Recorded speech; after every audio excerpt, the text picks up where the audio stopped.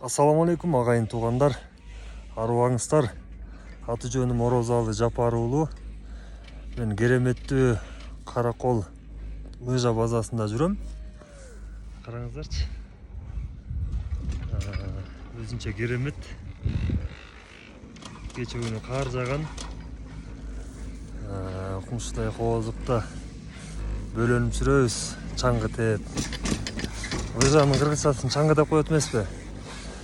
Эми мен темага өтө турган болсом, могу социалдык тармактарда Сыймык Жапыкеевдин Чыңгыз Айтматов тууралуу айткан ойлору, Куликов тортунун жана кыргыз тили боюнча жаңжалы, жана мугалимдин окуучунун сабак койгондору боюнча өзүмдүн пикиримди кыскача билдирип коеюн деп чечтим туугандар. Мен эми жаран катары Кыргызстандын, анан калемгер катары өзүмдүн пикиримди билдирип коюшумду өзүм туура көрүп турам да. Биринчиден ушул Айтматов боюнча баштайынча, Жапыкеевдин ою негизинен албетте туура эмес. Бирок мен Жапыкеевдин могу рамкадан чыгып, өз оюн коркпой айта алганына бир чети мындай сыймыктанам, туура көрөм деп айтпайм, мындай кандай десем экен, мындай өзүнүн оюн ачык билдирип атпайбы? Кээ бирөө бар да, ушундай эле ойдо, ушул Айтматов жөнүндө ушундай ойдо жүргөндөрдү мен көп уктум.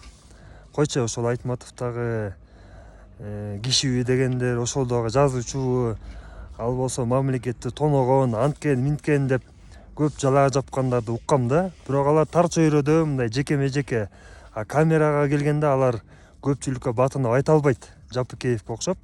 Жапыкеевдин айтканы ошол өзүнүн оюн ачык айтып атат. Албетте ал өзүнүн деңгээлинде сүйлөп атат. Эми Айтматовду азыркы күнгө чейин чыгармаларын толук кандуу талдап, анын философиясын түшүнө элекпиз.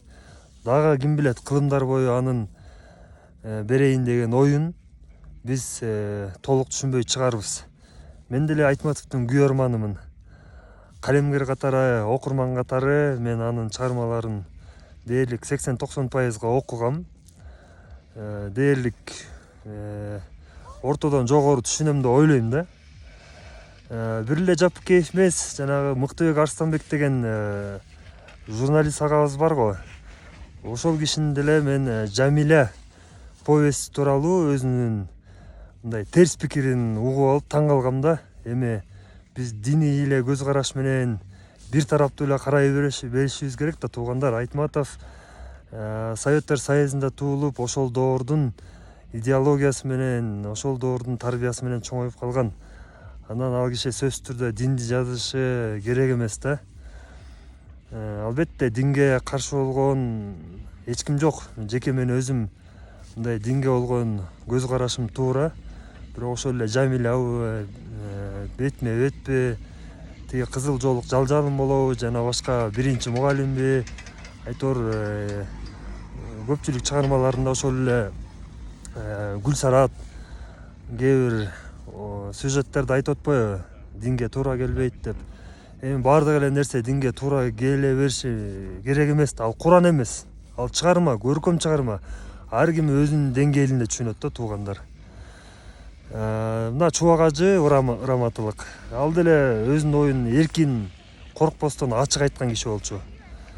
Мен Айтматовду сыйлайм, бирок мен анын чыгармаларын мындай өтө деле таасирленбейм, жактыра бербейм деген таризде өзүнүн сүйлөгөн сөзүн уккам да. Ушундай сыяктуу ой жүгүрткөндөр бизде абдан көп. Эми тиги Айтматов да идеалдуу эмес да, ал да пайгамбар эмес, ал да бизге окшогон пенде. Бирок Кудай ушунчалык жазуучулук дымакты, талантты берген экен. Биз албетте аны менен сыймыктанганыбыз, чыгармаларын окуганыбыз туура. Аны бир гана жолу окуп койбостон, бир канча жолу, керек болсо ондоп окуганыбызда гана анын чыгармаларынын түпкү маанисин түшүнөбүз деген ойдомун туугандар. Ал эми Куликов тууралуу мен тамашалап атам, биротоло Куликов эмес, Кулик уулу деп котортпойлу депчи, атын кыргызчалатып. Мен айтайын дегеним, эми биз мындай реакция кылып, ошол нерсеге мындай өзүбүздүн пикирибизди билдирип, коомдук пикирибизди, жарандык пикирибизди билдиргенибиз эң туура. Анын баарын көз жумуп кое берсек, ошол эле Куликов деле боло берет экен деген ойдо болуш керек. Мындан кийин кыргыз тилине болгон көз карашы албетте жанагы Тилимпоз деген менен чогуу иштешип, мындай кыргызчалап аткан жарнамаларын, кээ бир мындай материалдарын көрүп калчу элем да. Эми кыргызга мен ойлойм, кыргызчалык күйбөсө керек. Албетте мен башка улут күйбөйт деп айткан жерим жок. Бирок баары бир биз өз киши өзүнө баары бир тартат да. Каныбыз бар да бар, канга тартат да туугандар. Ошон үчүн ойлойм, эми Куликов бизчелик деле тим эле кыргыз тилине күйүп жанып кетпесе керек. Эми мен ушундай чындыкты айткым келип атат.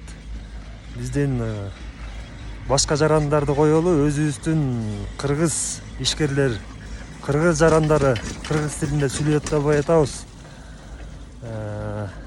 Мен ушул күнгө чейин бир кыргыз тилинде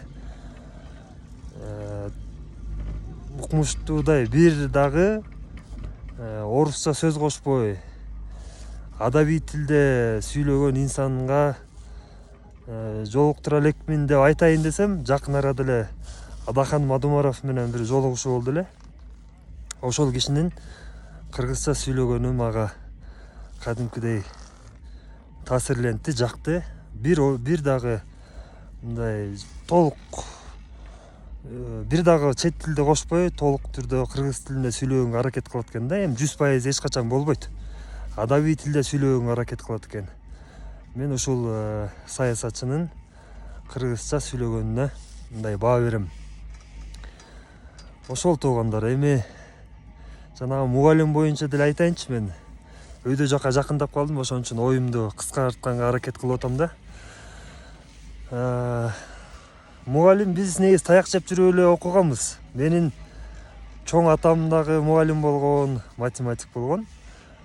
Таятам да мугалим болгон, орус тили адабиятынан берген. Таятамды, чоң атамды айтып калышат. Указга сыңганча сабачу, партаны сүздүрчү, боор менен чапчу депчи. Ушул таятам менен чоң атамды экөөнү тең айтып атам да. Эми тайынем кол көтөрчү эмес экен.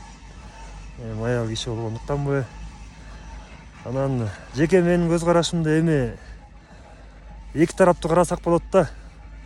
Ал ата-энеден да көз каранды. Мен мисалы үчүн балдарыма кол көтөрсө, эми бир жерин кулагын жулап албай, башын жарып ийбей, колун сындырып ийбесе эле, эми анча мынча какыс кылса макулмун.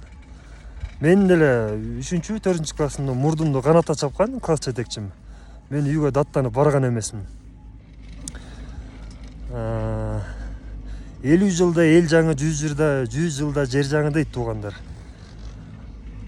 Ошол доор өткөн сайын, алмашкан сайын, жылдар өткөн сайын ушундай көз караштар да өзгөрүлөт экен. Биз эми таң улабашыбыз керек. Ар бир ата-эне өзүнүн баласына күйөт. Мен баламга бир тал чачы, баламдын бир тал чачы түшпөш керек дегендерге деле мен эч нерсе дей албайм. Ал анткени ата-эне өзү билет. Ошондой туугандар. Мен жакындап калдым анда эмесе. Караңыздарды, биздин Кыргызстандын кооздугу өзгөчө Караколдун 3040 метр бийиктиги. Адабиятыбыз өнүгө берсин. Айтматовдун деңгээли Жапыкеевдин айтканы менен түшүп калбайт. Ал Айтматов океан, анын бир чака сыя сөзү ал океанды булгап ийбейт туугандар. кыргыз тилибиз өнүгө берсин, өсө берсин. Биринчиден кыргыздар өзүбүз кыргызча мындай жакшылап сүйлөп алалы. Анан башкалардан дагы мындай талап кылганды талап кылышыбыз керек да, туугандар, ошол. Лыжа тебеңиздер.